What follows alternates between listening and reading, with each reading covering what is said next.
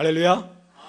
네, 제가 전에 미국에 갔더니 미국 사람들은 되게 흥겹게 인사를 하더라고요. 제가 하나 가르쳐 드릴까요? 어떻게 인사하는 것 반이 여러분 아시는 분들 계실 거예요. God is good. 하나님은 좋으시다 이런 의미잖아요. God is good. 설교자가 와서 God is good 하게 되면 청중들이 all the time, 언제나 이런 의미거든요. 제가 한번 God is good 하면 여러분이 한번 all the time 하시는 거예요. 제가 또 거꾸로 all the time 하면 여러분이 God is good 하시는 겁니다. 준비되셨어요? 네. God is good all the time. 아멘. 여러분들 뭐 영어 잘하시네요. 예, 아까 1부 예배 때도 참 좋은 예배를 드렸는데 또 2부 예배는 아까가 2부죠. 예, 2부고 3부 예배 또 여러분들 만나 뵙게 돼서 아주 반갑고 또 초청해 주셔서 감사를 드립니다. 설교자와 교회의 만남은 참 특별한 것 같아요.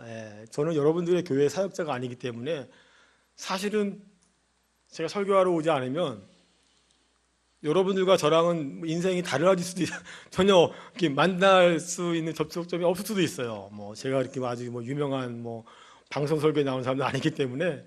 근데 어쨌든 이렇게 만남 자체가 특별한 거고 또 하나님께서 인도하셔서 제가 여러분들과 함께 또 귀한 예배를 드릴 수 있게 되어서 감사를 드립니다. 사실 여러분 교회 담임 목사님하고 제가 일면식도 없습니다. 잘 모르는 분인데 듣고 보니까 박민호 목사님 제가 잘 알거든요. 박민호 목사님이 소개하신 것 같기도 하고. 근데 이제 여기는 보니까 부목사님들이 외부 설교자를 초청해서 담임 목사님이 허락하시는 아주 특별하고 민주적인 교회인 것 같아요. 그래서 제가 담임 목사님 아직 인사를 전화 통화를 한번 했는데 담임 목사님 참 훌륭하시구나. 사실 그렇지 쉽지 않거든요. 근데 또 부목사님들이 괜찮으신가 봐요. 부목사님들 의견을 다 들어주시는 거 보니까 어쨌든 여러분들이 교회에 와서 느끼는 거는 참 교회가 아담하고 아름답다, 가정 같다 이런 느낌이 들었어요. 오면서. 그리고 또 한 가지는 교회에서 예배드린 여러분들이 예배를 되게 사모한다 이런 느낌이 들었습니다. 굉장히 은혜로운 교회 같아요. 아멘. 사랑의 교회뿐만 아니라 은혜로운 교회 같아요. 그리고 보니까 또 성가대, 성가대 2부도 열심히 하셨는데 3부는 이제 메인 성가대잖아요. 역시 2부한테 말씀하지 마세요. 더 잘하시는 것 같아요. 2부도 잘하셨고 어쨌든 성가대 찬양이 아주 좋고 아주 좋은 예배를 함께 드리게 돼서 감사하게 생각을 합니다. 4월의 중순입니다. 4월 15일. 오늘 벌써 4월의 중간의 주일인데 4월 1일이 부활절이었지 않습니까? 4월 2일 날 월요일 날 제가 이제 근무하는 학교에 출근을 했더니 평상시 잘 알던 어떤 여자 교수님이 저 복도에서 걸어오면서 안녕하세요 4월이네요 하고 인사를 하더라고요. 굉장히 기분이 좋더라고요. 네 4월이네요. 근데 우리 여자 선생님의 얼굴 표정에서 4월이네요 하면서 뭔가 설레임, 기대감, 희망, 즐거움이 이렇게 느껴졌어요. 그래서 가는 말이 고와요, 오는 말이 없다고. 그래서 네 좋습니다. 그 인사를 나눴던 적이 있습니다. 진짜 4월은 봄의 계절인 것 같아요. 어떤 옛날에 여러분 아시는 분 있겠지만 영국의 시인인가요? T.S. 엘리엇이라는 시인은 좀 약간 4월하고 안 어울리는 말을 했죠. 그 시 황무지라는 데서 4월은 잔인한 달이다 이런 얘기도 했는데 사실은 그때 그 역사적인 상황이 전쟁으로 인해서 폐허가 된 영국 런던을 바라보면서 4월은 굉장히 활기차고 생명력 있고 아름다운데 황폐화된 런던 사회와 또 죽어가는 인간의 사실은 영혼 이런 것들을 보면서 극명하게 대조가 되니까 잔인한 달이라고 했던 것 같아요. 시적인 표현이었고 또 뭔가 인간의 실존적인 삶에 대한 하나의 반어적인 표현이었으리라 보는데 우리가 굳이 그런 거 이야기하지 않더라도 우리가 실제로 느끼기에는 4월은 아름다운 계절이죠. 4월은 꽃이 피고 봄의 계절이고 참 생명이 약동하는 그런 계절입니다. 제가 얼마 전에 제가 사는 아파트가 3층인데 3층에서 이제 아침 식사 후에 이제 커피를 마시면서 창문을 바라봤는데 하얀 게 막 왔다 갔다 하는 거예요. 그동안에 잘 못 봤는데 그날따라는 하얀 그 꽃가루가 이렇게 막 날리더라고요. 그래서 꽃가루가 마치 꽃눈 같기도 하고 꽃비 같기도 하고 참 봄의 계절이구나 이런 생각을 해보았습니다. 봄에 떠오르는 꽃들이 뭐가 있죠, 여러분? 우리 여자 성도님들 많으실 텐데 벚꽃, 또 진달래, 개나리, 목련. 너무 멋있죠. 제일 처음에 피는 꽃 뭔지 아세요? 매화인가요? 목련인가요? 산수유 빨리 피죠. 산수유. 민들레 아주 꽃들을 아마 오늘 꽃 구경하시러 아마 사람들 우리 사랑의 교회 교인들은 안 나가셨겠지만 아마 일반인들은 꽃 보러 산으로 들러 나들이를 많이 떠나지 않았을까 싶습니다. 근데 제가 이 얘기를 왜 말씀드리냐면 자연이 아름답잖아요. 특히 봄은 오늘 날씨 참 좋은데 예배에 나오면서 예배를 인도하면서 말씀을 전하면서 그런 생각을 해봅니다. 하나님께서 이 시간에 가장 아름답게 보시는 곳은 어딜까? 산과 들의 꽃일까? 교회죠. 저는 어떤 마음이 들었냐면 이건 하나님께서 하나님의 형상을 닮은 하나님의 백성들이 주일날 예배당에 나와서 예배드리는 모습, 그 모습은 하나님께서 이 시간 이 순간에 가장 아름답게 보시는 모습임을 여러분 믿으시기를 바랍니다. 그러고 보니까 여러분들이 꽃보다 더 아름다우시네요. 아멘? 아멘 안 하신 분들은 거부하시는 것 같아요. 여러분들이 자연의 꽃보다 더 아름답죠. 하나님 모습이 가장 아름답고 하나님을 닮은 우리들이 여기서 예배를 드리니까 한번 우리 옆 사람들한테 한번 당신은 꽃보다 아름답습니다. 인사 한번 해볼까요? 정말 진정으로. 어떤 분은 좀 부담되시나 봐. 쑥스럽습니까? 정말 인간 하나님을 닮은 우리가 하나님께 예배드리는 이 순간 이 모습 하나님 가장 기뻐하실 것 같아요. 무엇과 비교할 수 없겠죠. 여러분 그런 교회가 되시길 바랍니다. 오늘 본문 말씀 우리 함께 같이 읽었는데요. 본문 말씀은 예수님이 이 땅에서 마지막으로 행하셨던 사역이 무엇이었는지 이야기하고 있습니다. 기억나세요? 아까 마태복음 26장 겟세마네 동산에서 예수님이 기도하셨지요. 십자가의 죽음을 앞두고 예수님께서 제자들과 함께 겟세마네 동산에 오르셨습니다. 기도하시기 위해서. 마지막 사역이었어요. 기도 사역. 십자가의 고난과 고통을 앞두시고 인간 예수님께서도 37절 말씀을 보니까 고민하고 슬퍼하셨어요. 그 워낙 중압감과 무게와 고통을 아셨기에. 그래서 제자들과 함께 오르셨지만 특별히 세 명의 제자들 베드로, 야고보, 요한, 예수님께서 평상시 늘 신뢰하고 더 가까웠던 이 세자들을 데리고 더 깊은 곳으로 이 세자들만 따로 데리고 올라가셨습니다. 그런데 본문 말씀을 보니까 예수님께서 기도를 3번씩 하세요. 한 번에 쭉 하셔도 되는데 왜 3번씩 기도를 하셨을까 하는 것이 저의 궁금함이었어요. 묵상을 하다가 왜 예수님이 기도를 쭉 하시면 되는데 한 번 하시고 2번 하시고 3번 하셨을까 하는 것이었습니다. 왜 3번 하셨는가 찾아봤더니 38절에 그 이유가 나오는데 예수님께서 이런 말씀을 하시죠. 너희는 여기 머물러 나와 함께 깨어 있어라. 무슨 말이에요? 예수님께서는 적어도 베드로, 요한, 야고보가 예수님께서 기도하시는 동안에 함께 깨어서 기도하기를 원하셨다는 거예요. 근데 성경의 제자들이 깨어서 기도했을까요? 우리 다 알죠? 예수님이 처음에 기도하러 가셨는데 예수님은 제자들이 나의 당부대로 부탁대로 기도를 하고 있는지 확인하시기 위해서 기도를 멈추세요. 그리고 제자들한테 갔더니 제자들은 잠을 자고 있어요. 41절에 예수님께서 다시 잠든 제자들을 깨우면서 시험에 들지 않게 깨어 기도하라 말씀하십니다. 그리고는 예수님이 두 번째로 기도하시러 올라가십니다. 그리고 아마도 1시간 후에 예수님 와보니 제자들은 역시 잠들어 있습니다. 이번엔 더 깊이 잠들었다라고 성경은 이야기합니다. 그러자 그들을 그냥 놔두시고 세 번째 기도하시러 가십니다. 왜 예수님께서는 세 번 기도하셨는지 여러분 이해되세요? 이유는 단 한 가지예요. 예수님의 세 번 기도는 제자들과 관련이 있는 거예요. 예수님께서 십자가의 죽음을 앞두고 제자들과 함께 기도하시길 원하셨기 때문이었습니다. 그렇다면 예수님의 마지막 사역을 통하여 우리가 깨달아야 할 것은 예수님을 따르는 자들은 삶 속에서 기도를 해야 한다라는 말씀인 것입니다.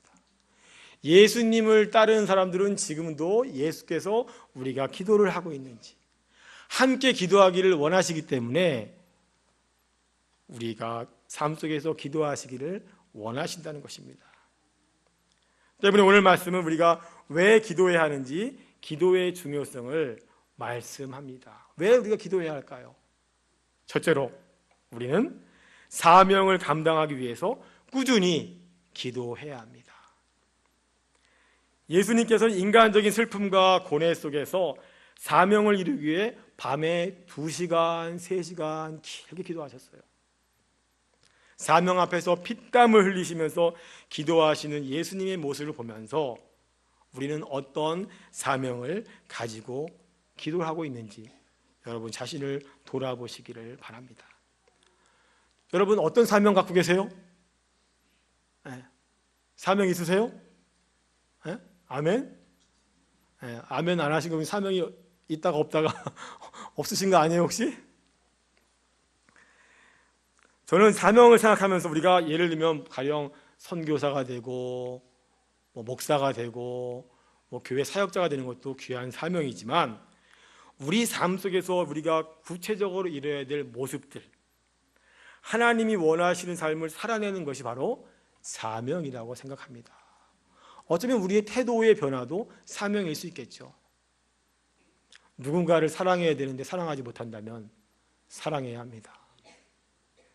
누군가를 용서해야 되는데 용서하고 싶지 않으면 용서해야 합니다.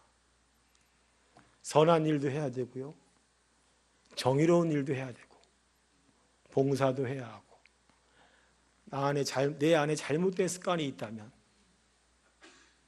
끊기가 어렵지만 그 습관을 과감히 벗어버리는 것도 우리의 사명이 될 수도 있습니다. 어떤 사람은 회개를 해야 될지 몰라요. 내 자존심이, 내 자기 합리화가 그것을 아니라고 여기지만 하나님 보시기에 회개해야 된다면 그 회개하는 것이 나의 사명이 될 수도 있습니다. 또한 교회에서 겸손하고 섬기는 직분자가 되는 것, 아니 가정에서 좋은 아버지, 사랑스러운 어머니, 성실한 자녀가 되는 것도 귀한 사명이 될 수가 있겠지요. 여러분도 여러분의 사명이 무엇인지, 예수를 믿고 신앙생활하면서 여러분에게 주어진 사명을 감당하시고 발견하시고 이루시기를 바랍니다. 제가 얼마 전에 제가 출석하는 교회에서 어떤 청년하고 예배 후에 이야기를 하다가 커피숍에 가서 커피 한잔 했던 일이 있었습니다. 이 청년은 교회에서 방송 및 음향 장비를 만지는 청년인데 좀 특별한 형제예요. 장애를 가지고 있어요. 평상시 교회에서 만나면 누구 형제 잘 지냈어요? 하고 악수도 하는데 악수 손을 못 잡아요. 손이 이렇게 구부러져서. 그러면 제가 팔을 잡고 악수도 하고 잘 지내요? 하고 인사도 하면 말도 잘 못해요. 목사님 막 이래요. 그래서 이제 별로 이제 주일날 예배 시간에 인사도 하고 그러다가 그날따라 오후에 같이 앉아서 뭐 대화하다가 어떻게 지내느냐 묻다가 제가 커피 한잔 할래요? 해서 커피숍에 가서 차를 마셨어요. 이 얘기를 했더니 역시 참 어렵게 너무 어려운 환경에서 컸더라고요. 가족도 거의 없고 어렸을 때 장애가 있었는데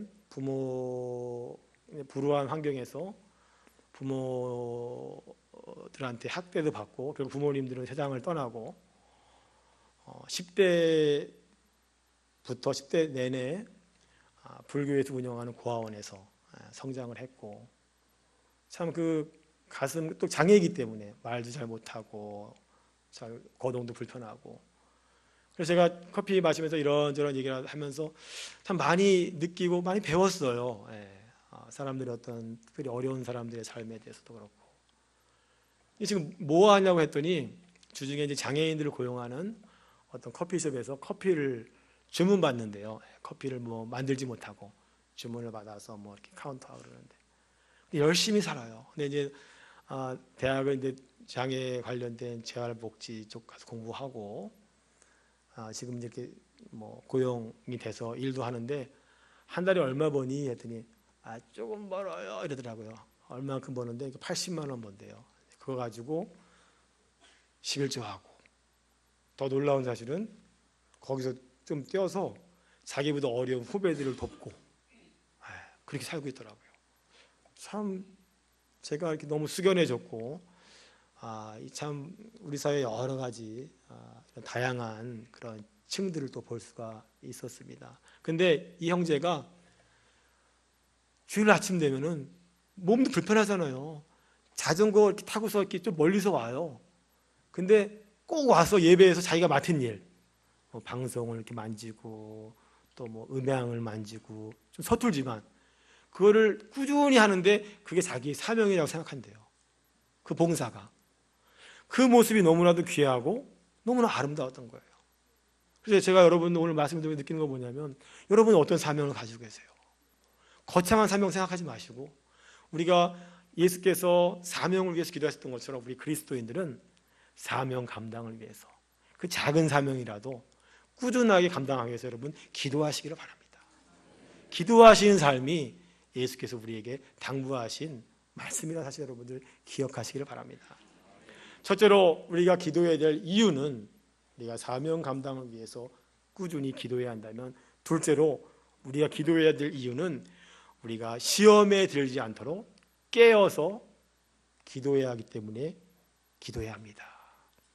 여러분 41절 말씀 보니까 마음은 원이로되 육신이 약하여 잠들어 버린 제자들의 모습이 나옵니다. 예수님께서 제자들이 기도하는지 2번씩이나 기도를 중단하시고 확인하러 오실 정도로 함께 기도하기를 원하셨지만 제자들은 잠들어 있었어요. 처음에 예수님께서 제자들에게 처음에 깨워서 기도하라 하셨을 때 제자들 답변이 어떠했을까요? 우리 잘래요 했을까요? 당연히 예수님 염려하지 마세요 기도할게요 했겠지요. 아마 그렇게 얘기했을 거예요. 그런데 제자들은 잤어요. 저는 이 제자들의 모습을 보면서 오늘날 우리들의 모습이 아닌가라는 생각을 해봅니다. 우리 그리스도인들의 모습.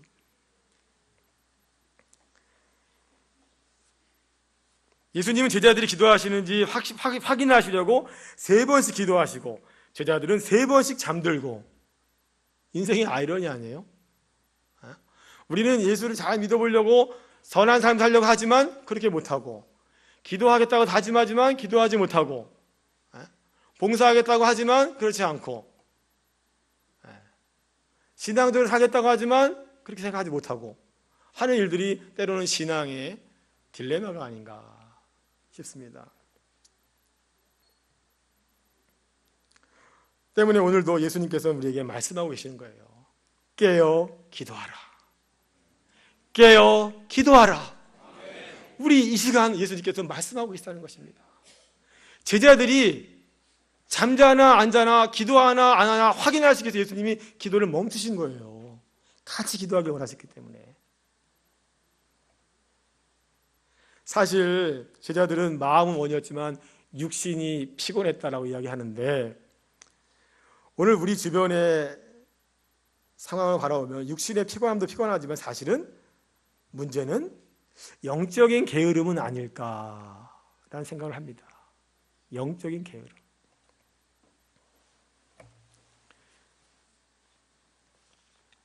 우리 주변의 상황이, TV 문화가, 자본주의의 소비 문화가, 탐욕과 욕심의 마음이, 염려와 불안의 모습이 우리를 힘들게 하고 우리를 영적으로 잠들게 하고 있는지 철저하게 우리 자신을 돌아보셔야 될 때입니다.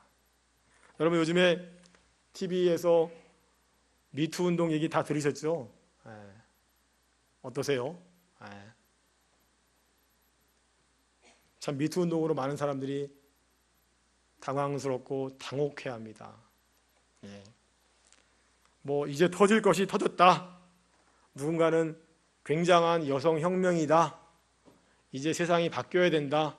또 누구는 음모다, 조작이다, 뭐 이렇게 얘기도 하죠. 그런데 사실 우리의 양심이 이 문제의 원인을 알고 있지 않아요? 우리는 우리의 양심이 무엇이 잘못되는지 알고 있습니다. 대통령 후보도, 도지사 후보도, 검사도, 판사도, 교수도, 의사도, 예술가도, 연예인도, 참 부끄럽지만 목사도, 신부도, 다 지금 매스컴상에 오르락내리락 하고 있죠. 폐가 망신 나오고 있습니다. 설마가 이제는 원래 뭐 다 그래, 뭐 이거 뭐 어제 오늘의 일이 아니잖아, 뭐 이렇게 얘기도 하고. 대체 그럼 누구를 믿어야 할까요, 여러분? 사람들의 위선, 이중성, 죄성이 낱낱이 고발되고 있습니다. 그런데 우리는 얼마나 이 문제로부터 자유로울까요? 이상하게 저는 미투 운동을 보면서 분노도 하고 또 돌아보기도 하고 뭐 많은 생각을 해봤지만, 이상하게 그 그림이 떠오르더라고요. 예수님께서 가늠하다 여인이 잡혀서 사람들이 막 돌로 쳐주려고 왔을 때 막 예수님 어떻게 할 거예요? 그랬더니 예수님께서 가만히 아래에다 이렇게 뭘 이렇게 쓰시더니 너희 중에 죄 없는 자가 돌을 던져라 했을 때 아무도 못 던졌어요. 그게 인간의 모습이거든요, 사실은. 그게 인간의 모습이잖아요. 물론 단순히 미투 운동이 권력에 의한 여성 인권 유리였지만, 우리가 그것은 아니더라도 크고 작은 부정직한 일로서, 어떤 그런 일로부터, 우리 죄성의 부패로부터 우리는 얼마나 자유롭습니까? 하는 것이 저의 질문이기도 했습니다. 저는 오늘 말씀에서, 오늘 본문 말씀, 왜 예수님께서 제자들에게 깨어서 기도하라 말씀하셨는지 우리 시대를 볼 때 정말로 이해가 됩니다. 예수님은 정말 우리 시대를 향해서 신앙인들이요, 그리스도인들이요, 깨어서 기도하라라고 말씀하고 계신다는 사실을 여러분 깨달으시기를 바랍니다.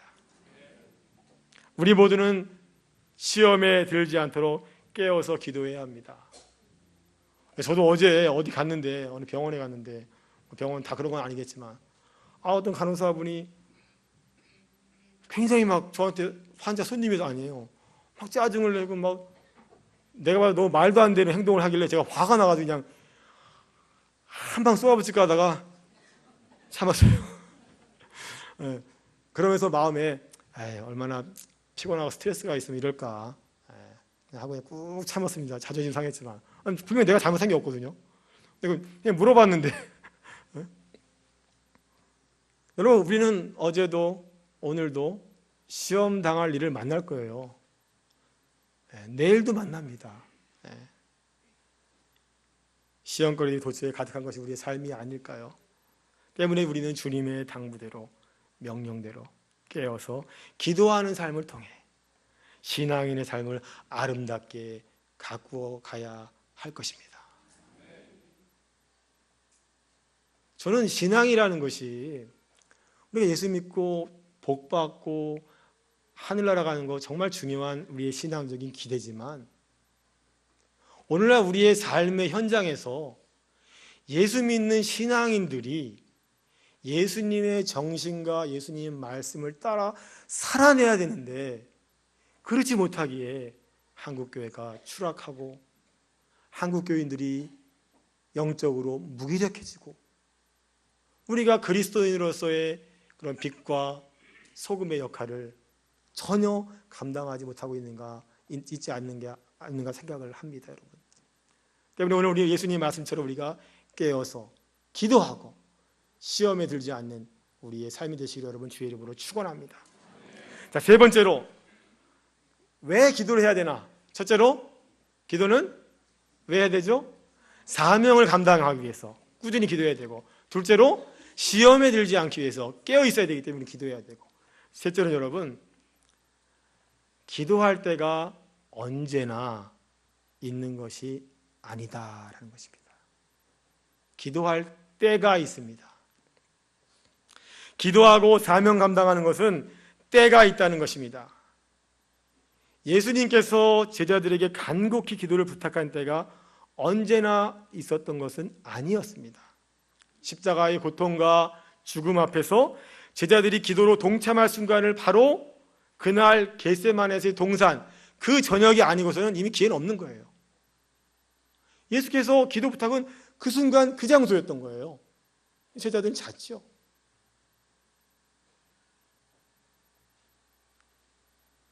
기도하지 못하고 영적으로 잠들어 버리자 어떤 일이 벌어집니까? 곧이어 로마 군인들이 다가왔을 때 허둥지둥 혼비백산 다 도망갔죠. 예수님께서 홀로 십자가의 죽음을 맞이하셨던 것입니다. 여러분, 구약성경의 전도서 3장에 보면 이런 말이 나오죠. 천하만사가 다 때가 있나니 모든 일에 때가 있다고 합니다.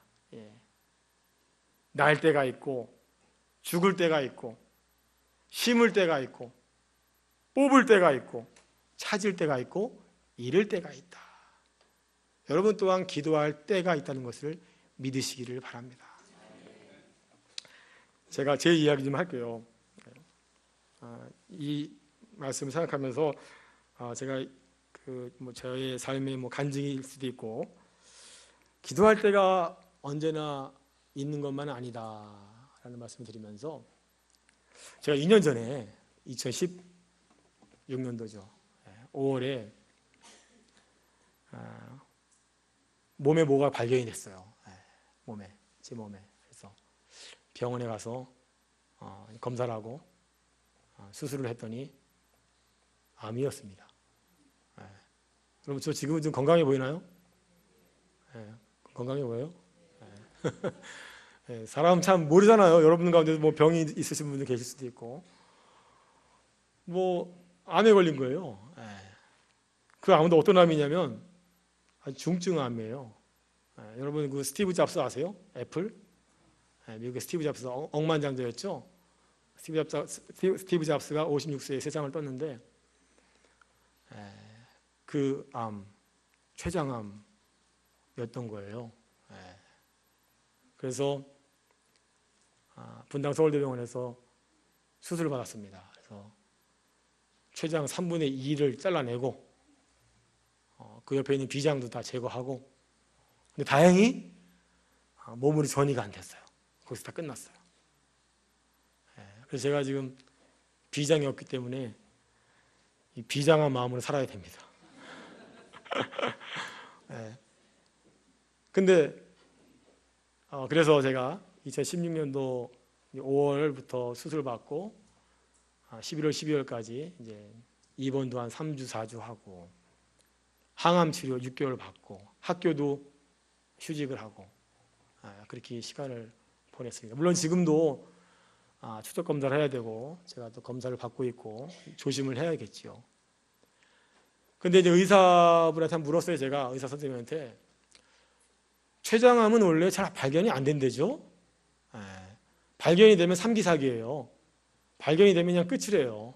의사가 저한테 그래요. 이분이 교회는 안 다녔던 것 같은데, 아유, 이건 뭐 기적이에요. 하늘이 도운 것 같아요. 우리 선생님은 앞으로 좋은 일도 많이 하셔야 될 것 같아요.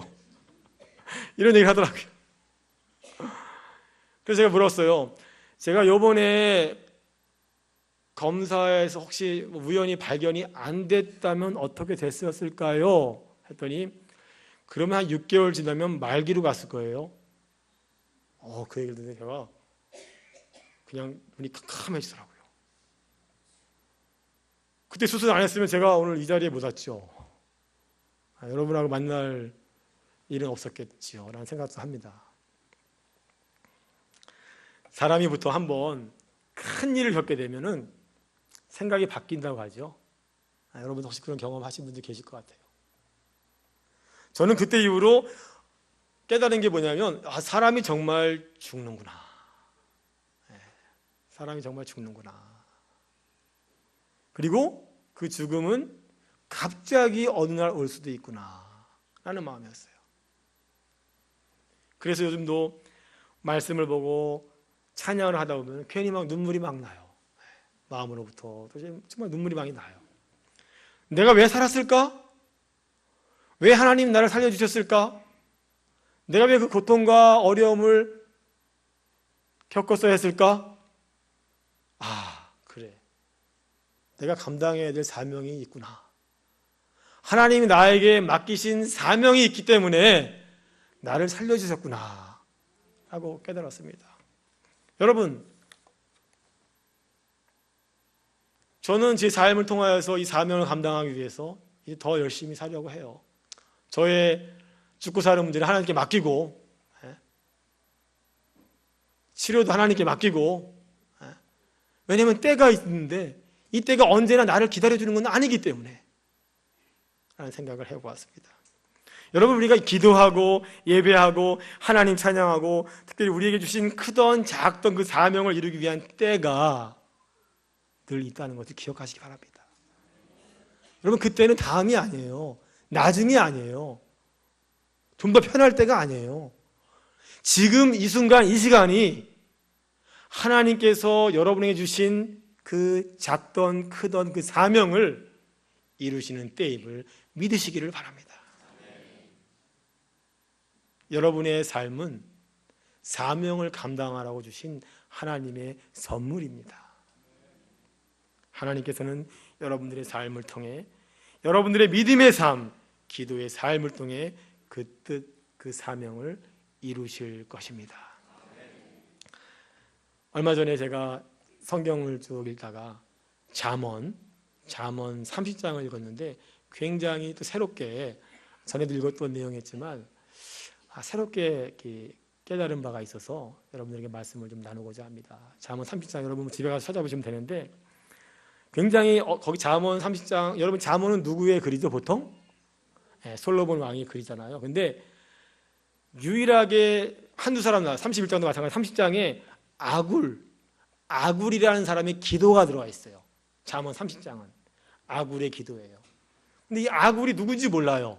전혀 정보가 없어요. 학자들도 아굴이 누군지 몰라요. 단 한 가지 단서가 있는데 구약 성경에는 여러분 그 히브리어로 돼 있잖아요. 원래 원어가 이름과 지명에 다 뜻이 있어요. 뭐 에베네셀, 뭐 베델, 아브람, 요셉, 이스라엘 다 이름과 지명에 그 뜻이 있거든요. 근데 아굴 이게 무슨 말이에요, 여러분? 제가 그거 보면서 굉장히 참 하나님께서 우리에게 이 말씀을 주셨구나 라는 생각을 했는데 아굴이라는 말은 나는 잠시 체류하는 사람입니다. 나는 나그네입니다. 이런 뜻이에요. 아굴. 우리 신앙인들 예수 믿는 사람들 고백 아닌가요? 나는 영원한 나라를 소망하는 이 땅에서는 나그네로 살아가는 사람입니다. 그게 아굴이에요. 아굴. 그 아굴이 기도를 합니다.